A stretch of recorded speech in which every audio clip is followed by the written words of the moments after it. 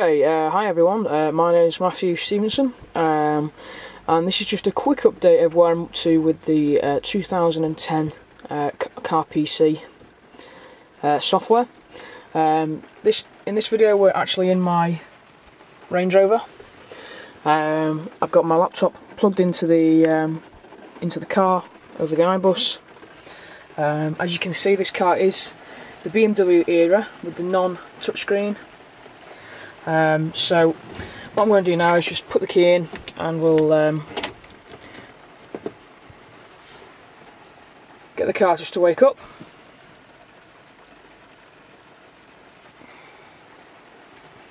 Okay, that quickly there is the splash screen from my custom MK4 firmware that I did. It's on my website if anybody wants to download it, and you get the nice blue screen.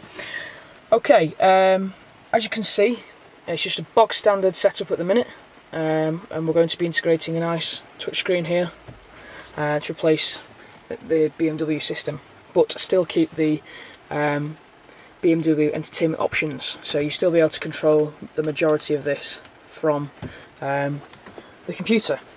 First things first, and what I'm going to do is I'm going to load, instead of last time I used my Samsung Q1.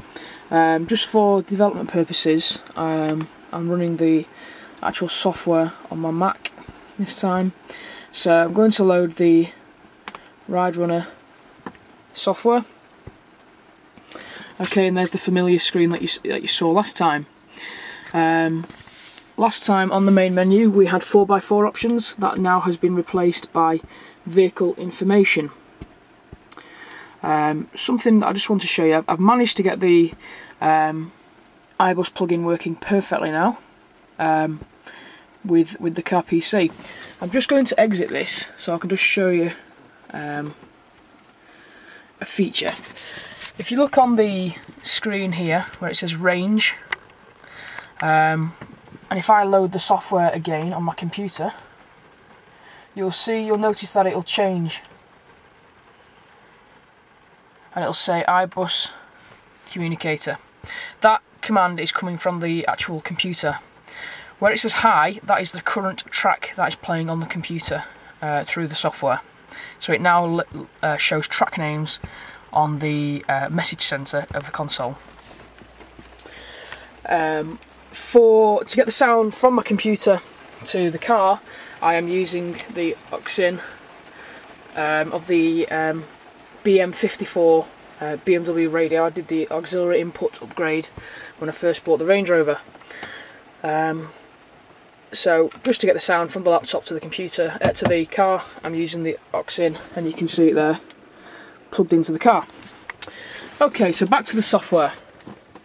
As you can see, there's a few more options this time now. I'm starting to play about with the different options that we've got. In this car, in the back of these headrests, there's the built-in rear seat entertainment.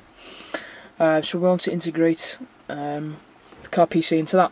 Cameras, that is a project that I'm working separately on to try and integrate a multiple camera surround system, just like what's in the 2010 Range Rover. I am going to do it. I'm going to get at least 5 cameras working, maybe even more around the car. 2 in the mirrors, they're pointing down just like in the stock Range Rover. 2 in the front of the bumpers for edging out of roads, and then 1 at least at the rear for reversing camera.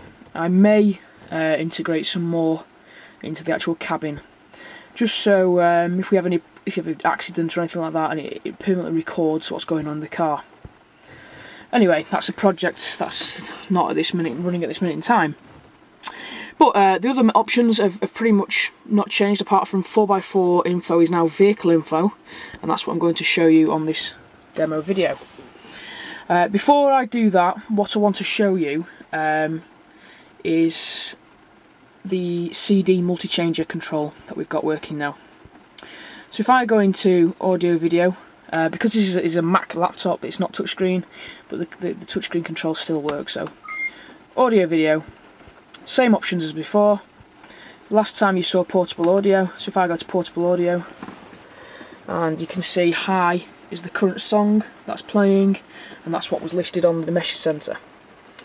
Okay, if I go to hard drive iPod and then I click play, you can hear it playing in the car.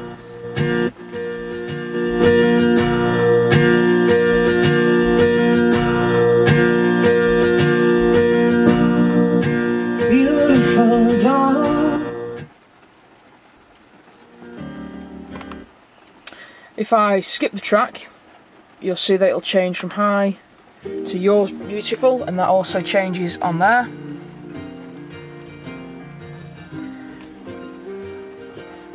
And it'll do it with anything that's on.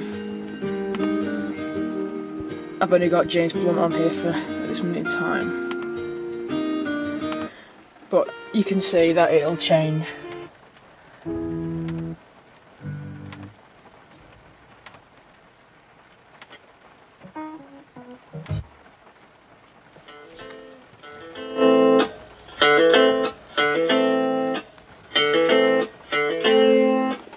And that's what's playing currently on here. I'm going to just turn that off for a minute. Okay, you saw that before, so I was just showing you there, integrating into the message center. Okay, so now I want to show you the CD multi-changer feature that I've finished. Okay, you go to audio, video, and CD for CD multi-changer. If you wanted to access the CD built into the carpc, that's under carpc, and it would be under one of these options here. But to access the actual car's built-in BMW CD changer, we're going to go to CD. And currently, the CD multi-changer has got CD1 in, and it would play track 1. Now, what I'm going to do is press CD1, and that will place track 1. There we go. And as you can see on the dash, CD changer disc 1. That's come from the carpc. CD1 track 1. Now I can click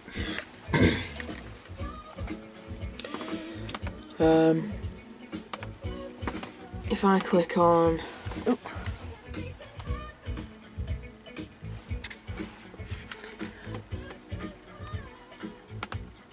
if I skip the track, track 2, 3, and both of these tags are read from the iBus network from the iBus communicator plugin. So as you can see, now if I were to change the CD without touching these controls here, without touching those controls, that can be done. All I have to do is pick a CD I want to listen to. So if I go for, we'll go for CD3, and you can see it's changed CD3 track 0, CD3 track 1, and it's telling me I've chosen CD changer disc 3, and that's what's on there.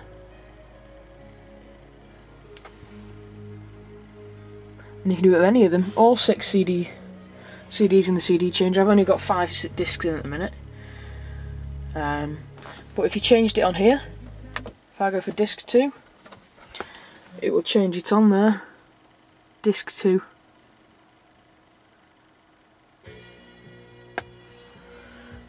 Taste of music's not very good in here because other people put discs in the car. But if we go for disc 4, let's try disc 6. So disc 6, track 0 while it loads the track, CD changer disc 6. As you can probably tell, I quite like James Blunt. and you can skip it on.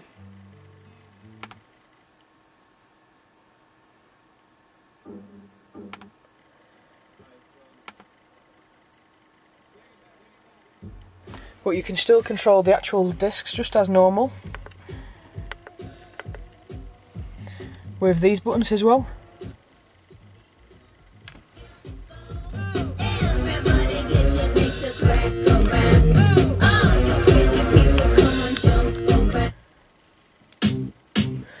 And using the steering wheel controls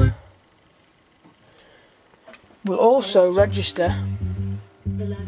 So I'm using the steering wheel controls now. And as you can see, it works. The steering wheel controls still work.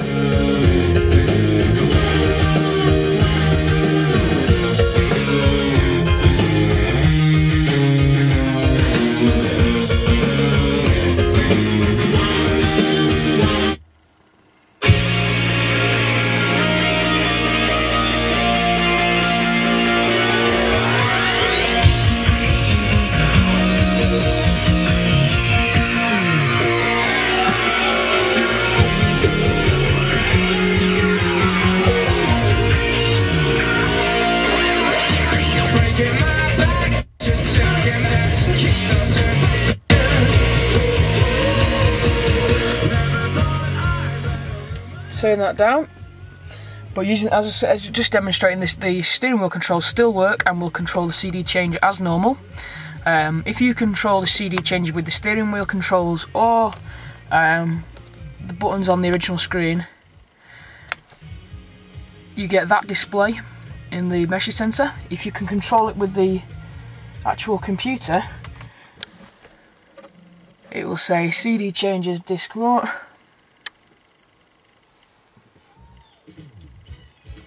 And it'll say CD changer disc 1 from the computer, and that is being controlled by the PC.